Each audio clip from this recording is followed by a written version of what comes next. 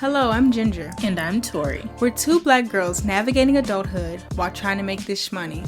Our goal is that this podcast will help you realize that you are not alone on your journey to achieving your dreams. Each week, there will be a new podcast where we talk about lifestyle, self-fulfillment, and achieving your goals. Now let's begin. All right, hello everyone, and welcome back to the I2 podcast. So we have some very interesting topics to talk about today. Today's theme: how do we establish habits and how do we motivate ourselves?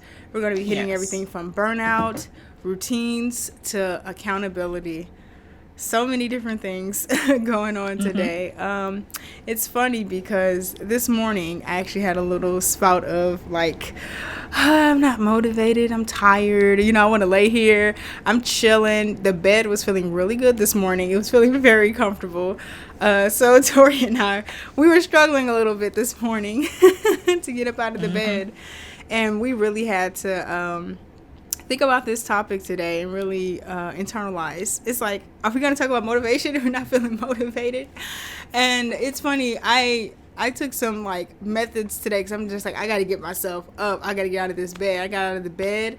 I literally took all of my bedding off of my bed, threw it in the washing machine, trying to get myself active and going.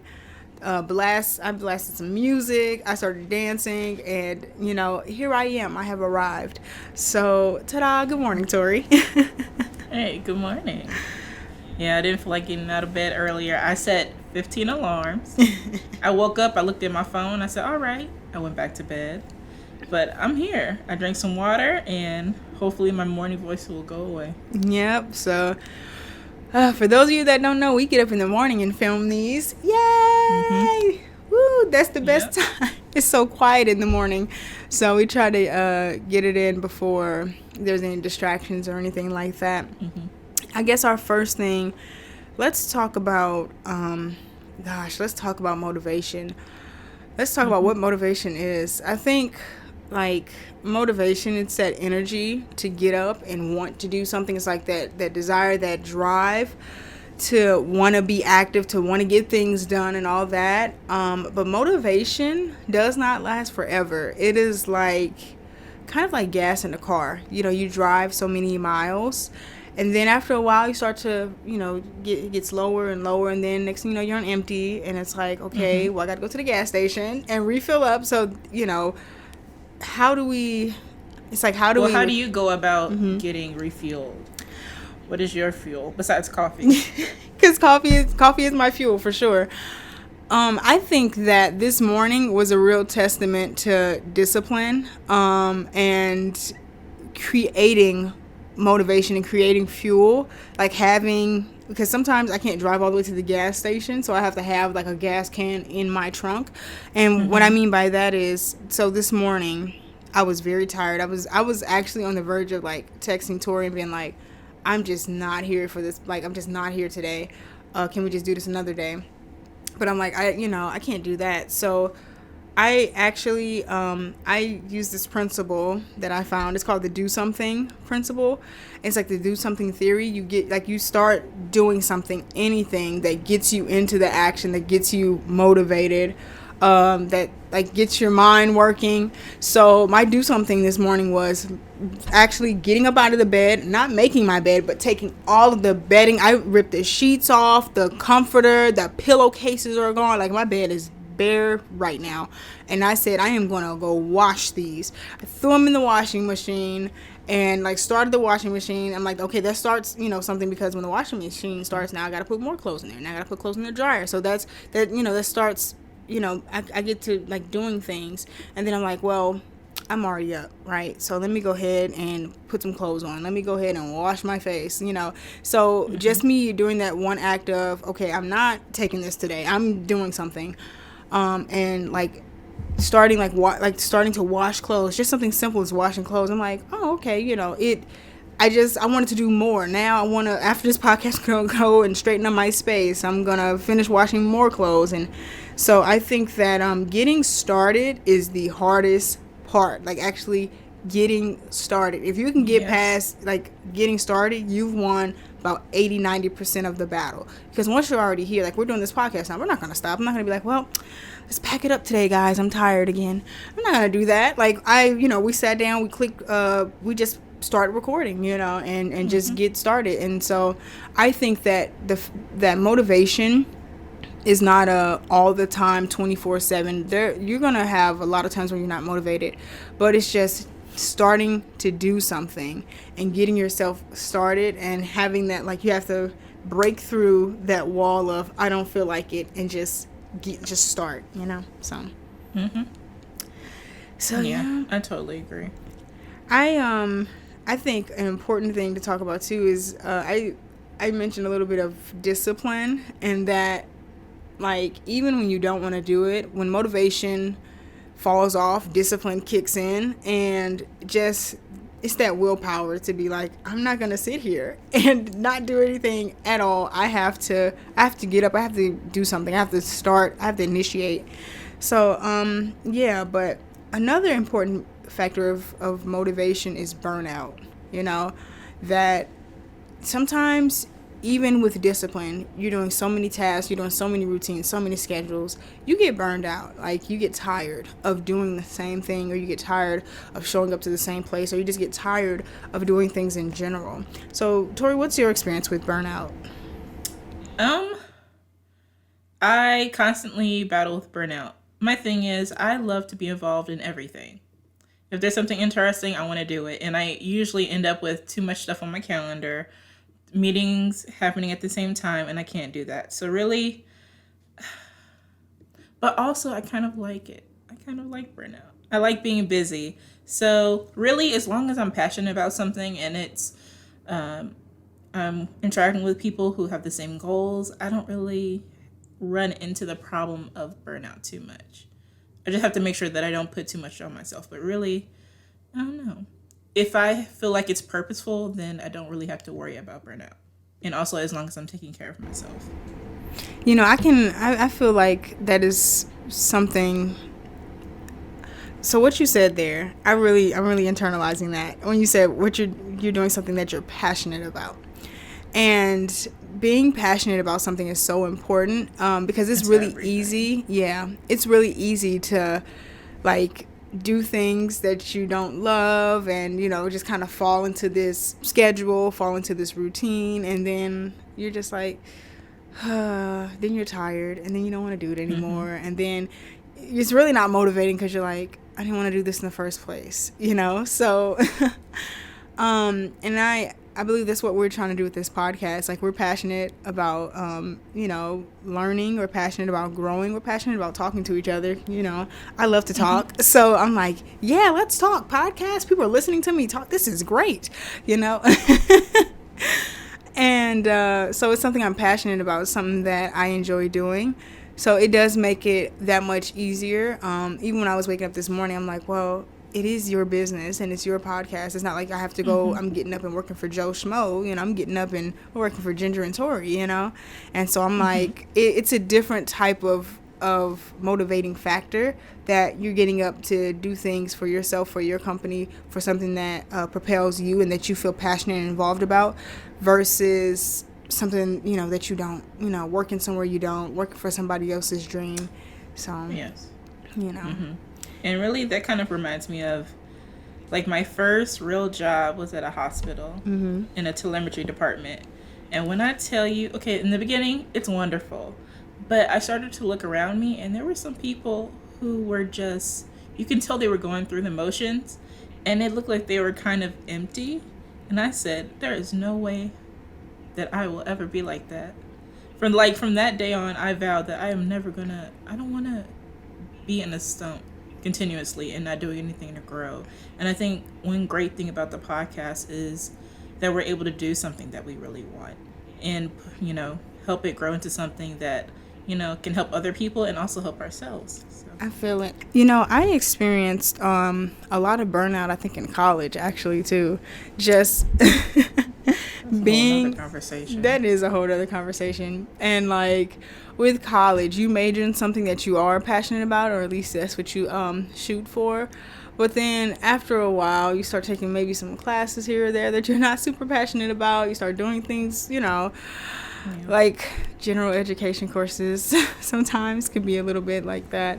I had some pretty good general education courses, some pretty good, awesome professors, but still, there was certain times, and I think with college, even I graduated as a music student. Even being a music student in college, it was so much going on. I was just so tired sometimes, and I'm like, oh my gosh, I'm supposed to, continue and push on, and that really took a lot of grit because I'm like, I can't sit here and not, work. I can't sit here and not submit papers. So with college, I think one of the motivating things is grades, because you're like, I don't want my grades to slip behind, but I think also too, I think my professors really helped me out. I had some really awesome professors that helped me out, that when I was like, oh my goodness, I'm just so tired, and I would like come to the office and cry to them, they'd be like, Ginger, it's okay, you got it, relax, it's cool, it's fine. And they would definitely push me and motivate me, and like we would try different things. So I think it's also important to have a support system. Having a support system is very, very important, and having like people that are there to push you on the way. Like my parents have been, good staples for that as well for me. So I do want to get into that a little bit, my parents and everything. So like with my parents, because my parents, they've worked all their lives, and now they're retired. But like anytime I was like struggling with things, or like going through a tough time, my parents would always like, Jen, you got it. They would read me scriptures and just, keep pushing me and telling me, Jen, you can do this. You got this. And so having that support system is very valuable, a support system. And also, too, Tori is my support system. So I love her so much for that, for her being here and like, no, Jen, you got this. Believe in yourself. And I'm just like, you're right, girl. So what do you think, Tori, about support systems? And what's your support system? Support systems are really important. Of course, but my parents are very supportive in that, like, if I need something, they're always there to lend a helping hand, give me motivational speeches. But there's a two-sided coin for me. So I am one of those people that if I do something, I can do it by myself. And I need to make sure that I also kind of include people, because I can easily be involved. I can be involved in 5 things. I could be working all this stuff, and someone may not know if I do not tell them. So I think for me, I kind of struggle with including people in my support, because I will just soldier on by myself, and you can see me huffing off to the side, but I won't say anything. So yeah, I should include people more in my support. I feel it. It's it also speaks to like trust and just it's a lot of things. Like for me, that like sometimes it's hard for me to trust, because especially when you've been hurt in the past by different people, different situations, all those kinds of things, that it's hard to feel like, oh, can I trust this person to help me, or can I lean on this person? Can I depend on them? Because then you start questioning people's dependability. And it was to a point where even like in some of my like darker places in my life, where I was like, can I don't know who's supporting me, and I wouldn't tell anybody anything, until one day I was in my room like breaking down, and my parents were like, Jen, you can't keep this stuff bottled in. Like, you gotta talk to somebody. You gotta tell us something. I wasn't even telling my parents, and I'm just like, my parents are here to support me. And my dad always says we're on the same team. You have to treat it as we are all on the same team. And I'm just like, we are all on the same team.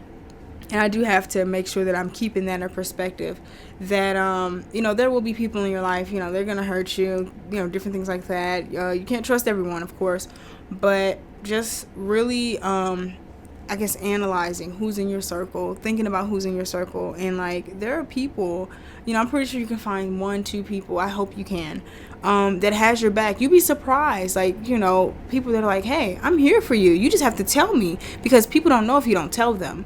We can put on this like real facade of like, oh, everything's great. Like, I did that for a long time, especially in college. Like, everything's great. I'm fine. I'm working hard. I'm good. And then like I started really going through like some tough situations in college where I couldn't hide it anymore. My parents started noticing, and I started talking to them. But also too, I had to start opening up to my own siblings. Because I wasn't telling my siblings anything either. And my siblings were like, Jen, talk to us. It's fine. So I think that was very important, and my siblings have been some of my biggest cheerleaders. For those of you that don't know me, my siblings are all grown. They're much older. I'm the baby girl, so they're grown. I have nieces that have kids and their own lives and everything. But like, so in my head, I'm thinking, they got their own things. They got their own problems. They're not worried about me and my problems. They got kids and bills and blah, blah, blah. And for me, like, to sit down and, like, really open up to them, like, I feel like this. I have stress. I have this. I have that. So what just happened just now, my boyfriend just called me. And I'm like, oh, my gosh. We're filming our podcast right now. I'm keeping 100% with everybody. Right? And because things happen, and I want to be like real and everything. And he actually just talked about motivation. Like, he just like in that little blurb, he just was like, this is not for me, working this job, blah, blah, blah, this, that, and the other. And I was just like, oh my God, like, we are really on track. And I wanted to mention this because this is something usually that we would cut out of the podcast. It's like, we cut that out, blurb it out, because it's like, it's not significant. But keeping it real, it just shows me how that we are really not alone in these feelings, that there are so many people that I hope we can reach with this podcast, because like, everybody has their own struggles. And I think especially being a young adult, and Tori, you talked about it yesterday, being a young adult in this society with social media, seeing all these people, or seeing, some of these people thriving and this, that, and the other. And it's like, how are they so motivated to do, and just really focusing in on ourselves. And I don't know, it's a lot of reflection. It's a lot of thought. it's a lot of internalization that needs to happen. But I just wanted to mention that a little bit, because it does hit on motivation and having a support system. And I definitely feel like he's a part of my support system too. That he motivates me, and I try to motivate him as much as possible. But, just a little side note, a little side blurb from our regular scheduled program, that you are not alone, man. Actually, no, that is the regularly scheduled program. You are not alone. And that's the message in this podcast, is that we are all struggling together in this boat. If you see the show Manifest, we're all in this lifeboat together. So, we're all on plane 828, man. This is us. So, yeah. But, Tori, I hope you didn't mind me mentioning that, man, because, no, you're fine. I was just like, wow. And it's just crazy. Interesting. So, one of the things I know that combats lack of motivation or burnout is establishing effective routines and effective habits, schedules, that actually mean something to you, Like, if you're waking up in the morning and you're doing a HIIT workout, but that's not for you, you're not going to be motivated to do it every day, So, Tori, what is a way like that you get yourself, I guess, refocused, reconnected when you're like, everything is going wrong, motivation's out the window, burnout is here, and burnout to the left, on motivation to the right. I don't know. Yeah. Really? I just do it. Tori said, just do it. Like, yeah, I have so many things that I have to do that I maybe take a minute to complain, mostly internally, and then I just get to it. I like to block out my day. Like, in my, Office 360 calendar, I literally have everything blocked out. I have a work schedule, I have a school schedule, and I have a personal schedule. And I block out waking up in the morning, prayer, exercise for at least 30 minutes, review my planner, my schedule for the day, And then I literally block out every task so that I can check it off. One, it helps me feel good, and two, it makes me feel like I've really done something. But yeah, I just force myself to do it because I'm getting back into my workout routine because I was really lazy. I'm not doing nothing. Being at home, I didn't really do much besides work and stuff. So really, I just get up in the morning and do it because I know that after I work out, after I do everything that I wanted to do, I feel great that I did it. Yeah, I So feel it. that's really all I have to do. Yeah, and I think that feeling after you've completed that task, it's like, wow, you remember that feeling. You're like, I want to keep this going. I want to do this again. So then you want to do that tomorrow and the next day and the next day. So it really propels you forward. As Tori knows, because Tori's like my best friend, I complain a lot. I'm like, oh my gosh, my world is crumbling. Everything is falling apart. Ginger does externally what I do internally. Yeah. Like you can hear her. But inside my head, it's like, what is it, the SpongeBob episode where he burning all the files? But yeah, it's good to get that out. You have to complain. And I'm just like, sometimes I feel like, am I complaining too much? But I'm just like, hello everyone listening to the podcast. This is Ginger complaining in formal format. It's a platform to complain, but no, I feel it. And I think that's why, like, we compliment each other so much, because Tori is a listener. As you can tell, I'm a talker, man. I know. They're probably like, Jen, come on. But hey, it is, look, guys, I'm going to work on it. Leave it in the comment section. Tell me how I can improve. Tell me how you stop talking so much. No, you're good. But yeah, it's very important to block out parts of the day, to have a schedule, a planner, balance with purpose on Etsy.com. But a small little plug. Yeah, so but to have a planner, to have a schedule, to have ways to plan your day out, to schedule routines. It's funny because that shameless plug I threw in, we actually have tools for that. Mm-hmm. Things that we're trying to use more on our Etsy shop, which is called Balance with Purpose. So if you go to etsy.com/shop/balance with purpose, you will find us there. And that is our organizational tools and everything else, planners, travel planners, if you're traveling, whatever you need. So yeah, you can definitely go there. But I use, Google Calendar. Google, please sponsor us. We use you all the time. But I use Google Calendar a lot. I use a lot of alarms. I use alarms on my phone. Like Tori said, I set 15,000 alarms this morning to wake up. Coffee is always a great motivator to wake up in the morning. And Jesus, I'm not going to lie to you. I'd be like, oh, Lord, thank you that I have health and strength today. But, another thing I want to get into is accountability, right?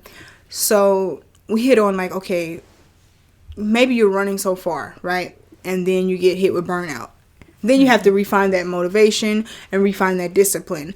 But how do you stop like it from becoming a perpetual cycle? You know what I mean? Of just going through that over and over and over again.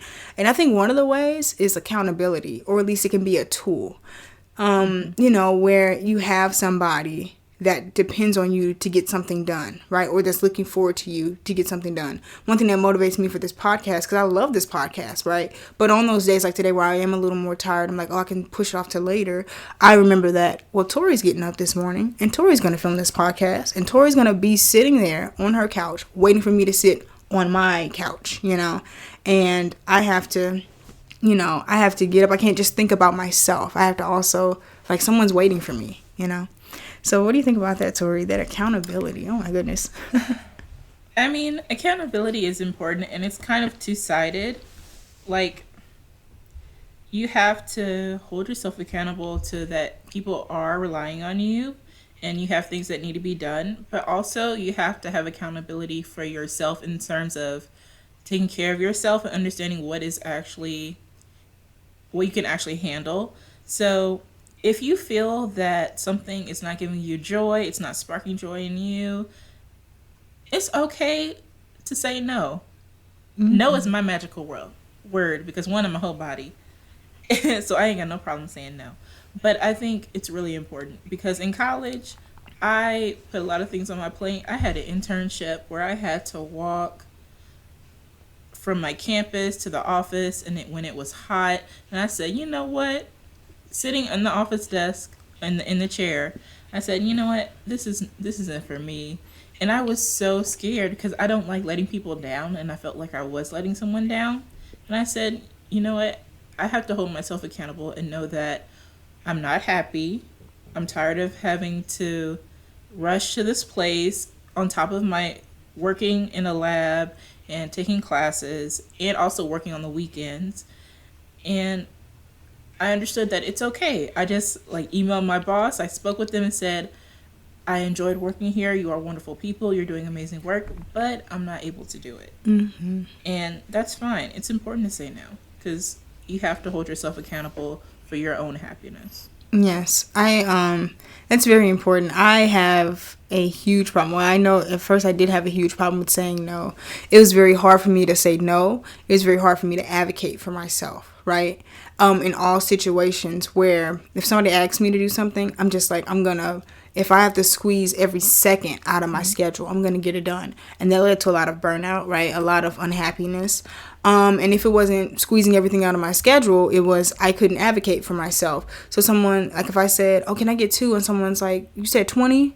I was like, yeah, uh-huh. Like for the sake of me not wanting to, advocate. Like I just couldn't advocate for myself. And it was so odd to me how I couldn't speak up for myself if someone misheard me or the details were wrong. I like if I wanted a placement of 5 chairs and someone maybe got 4, right? Or whatever. I didn't want to like correct it. I was just like, I would rather let me do it myself than tell them, hey, I asked for 5 chairs. Can you get 5 chairs for me, please?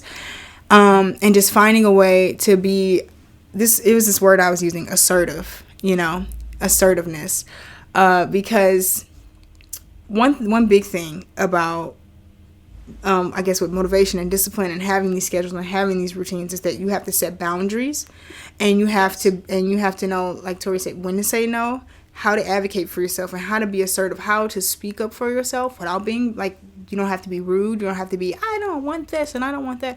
But telling people what you want, your expectations, your standards, right? It sets boundaries for you. So then you have more space, you have more space for your own things and for your own schedule and to go after things that you want. And then, you're not going through this constant cycle of doing a bunch of stuff and then, you're tired and then then you're not getting anything done for weeks and then you're doing a bunch of stuff again. And then, you know what I'm saying? Because then it's just over and over again. And then the rest of your life is just a cycle of that. So, just those boundaries are so, I keep making like this little box. Boundaries, are so important. And I had to learn how to set boundaries for myself. Going to be an educator, I have to set boundaries for myself where I'm working and I want to work for those kids so hard. I want to, get with those parents and I want to do this and with the administration. But, I also have to set time for ginger. When is ginger time, Yeah. And sometimes we spread ourselves too thin, like the butter on bread. We spread ourselves so thin. And a lot of times I was spreading myself so thin for other people, but I wouldn't spread myself thin for myself. I would do everything else for everyone. Like I would do this and do this and do this. But then when it was like time for me, it was like, oh, I can just get the scraps or I can get the side, I can get the sides, I don't need the full meal, just the sides. And I would give everybody else the full meal with the sides, with the, the water and the soda and what, what I'm saying, or whatever other, everything else. And, it comes from a place too of how you see yourself, just really taking care of yourself is something that you said, Tori, that's very important. And seeing yourself as valuable. When you see yourself as valuable, you'll start speaking up for yourself. You'll pursue the things that you want to do, right? Then you'll be motivated to do those things. And then, you'll be passionate and it all flows into one, which is so nice because even in this podcast, how we talk about our backstories, right? All of this stuff, it's not in isolation, it's not this is podcast here and this is podcast there and now like this, all these things go together. And motivation goes with accountability. It goes with discipline. It goes with how you see yourself. It goes with your insecurities. Do you feel like you are enough, to take care of yourself, to have some time in your routine for yourself, to find the things that you're passionate about. So yeah. And I love that, Tori. That's why I love talking to Tori. Tori is she really opens your mind to other possibilities and other things, and she keeps you accountable because Tori's like, what are you doing? Oh my goodness. Thank you guys so much for joining us today. We really appreciate it, and we hope that our conversation has helped you reflect and understand that motivation doesn't have to be a huge battle. Just do the little things to take care of yourself. Try new things that make you feel like you're doing something purposeful. Mm-hmm. And also, don't forget to set those boundaries. Yes. You are important. Just like you have respect for everyone else and you hold them up, hold yourself up too. You are a queen, you are a king, you are amazing and wonderful in all those many ways. So thank you so much for listening to this podcast. We will see you next time. I'm Ginger. I'm Tori. And we are I too. See you later. Bye. Bye.